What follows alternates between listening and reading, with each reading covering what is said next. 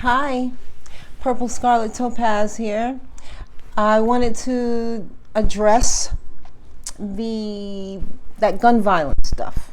Okay, now what I see is that the people, especially the young people in the poor black and brown communities, and white too, because some of them are in there too.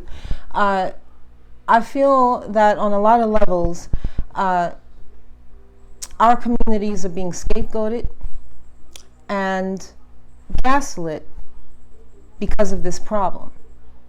Okay, and what I've heard being said is basically because of the lack of because of the broken homes, the poor, low poverty, the poverty level is so low, and then these communities are disenfranchised. They don't have this, they don't have that, they don't have that, they don't have this, right? Okay, and what I say to that is that may be partly true, but that cannot be the whole truth. Okay, what we're seeing is a symptom of something much bigger. Something much bigger is going on here. Okay, and I don't know,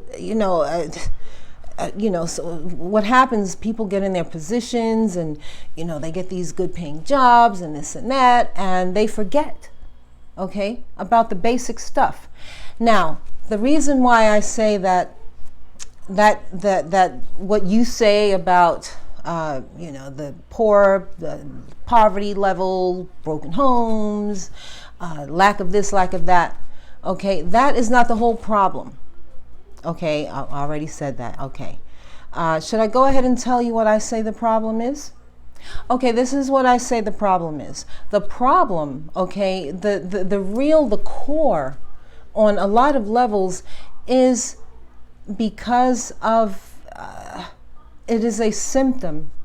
What we're seeing is a symptom of the corruption that is operating in the shadows, okay, in these areas. Okay, it is a symptom of the corruption that is operating in the shadows. Okay, I don't know how any other way to put it. Why it can't be the broken home and the the poverty level, below poverty level stuff, and the lack of this, disenfranchised, all of that. Why it can't be that? Because it can't be that in total, because you know how many below poverty level communities there are in America? Huh? Do you know how many how many broken home areas and poor black and brown communities, and white people too, you know how many of those exist? Okay, but you don't see that everywhere. You don't see that in all these communities. Okay? So the thing is, we want to remember, okay? We want to remember, first of all, we have to be aware that in every legal entity, legal organization, legal company, whatever you call it, there can coexist an illegal company, an illegal entity, an illegal organization. Okay? And then another thing we want to remember is that a dog is never far from its bone. Okay? And how can I say this stuff? Okay, first of all, let's say we're talking about drugs. Let's say we're talking about drugs in the community. Okay? First of all, these little boys on the streets, and no disrespect, okay, to when I refer to these young men as little boys, I'm just referring to that in that manner because I'm speaking of a hierarchy kind of thing that's going on from the little boys to the big boys. Okay? And law enforcement has long concentrated on the little boys on the street, the little boys. okay? The little guys, okay? And they have sort of forgotten all about the big guys. And the reason why I say these are little guys or little boys on the street, okay, is because of this. First of all, most of them are, they're just trying to take care of themselves. They trying to, give whatever the little they can to their family, to their children, stuff like that. They're not doing nothing like all of that. Okay, they might have a car, you know what I'm saying, but it's nothing compared to what the big boys are doing. Okay, now the big boys, okay, because see, the little boys, they're just, first of all, when it comes to drugs and all this stuff, guns in the communities, first of all, in order to get drugs in a community or anywhere, okay, you have to put in an order, okay? I mean, that's basic stuff. I'm not a rocket scientist. You have to put in an order, okay? And you have to pay for that order, okay? And that takes that takes money, because you're paying for the drug, you're paying for packaging, okay? And depending on how elaborate you want them to make this packaging, okay, you might have to pay a little more, okay? And then it takes logistics, okay? Logistics, getting it from there to there, okay? So the little boys on the street, they're dealing with a bigger little boy, okay? And meanwhile, the real culprits that need to be gone after, they are basically making it look like they're keeping their hands clean, okay? Their hands, they don't get their hands dirty, okay? They don't get their hands dirty because they got them little boys on the street doing their work, okay?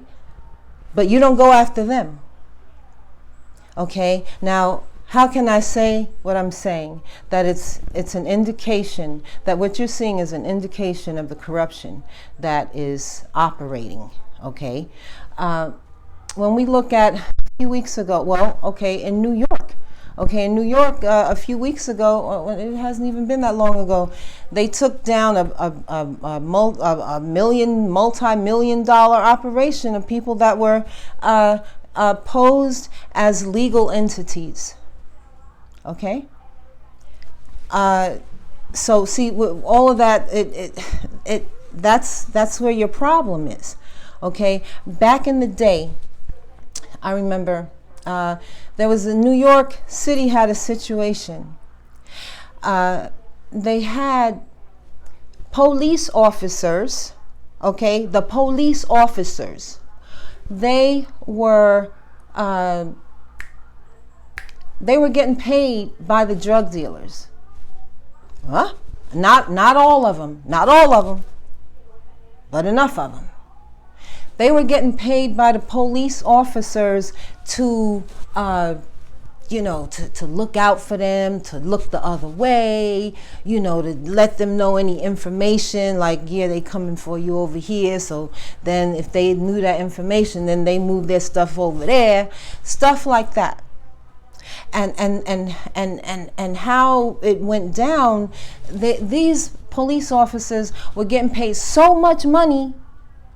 They were getting paid so much money that they weren't even going to pick up their paychecks.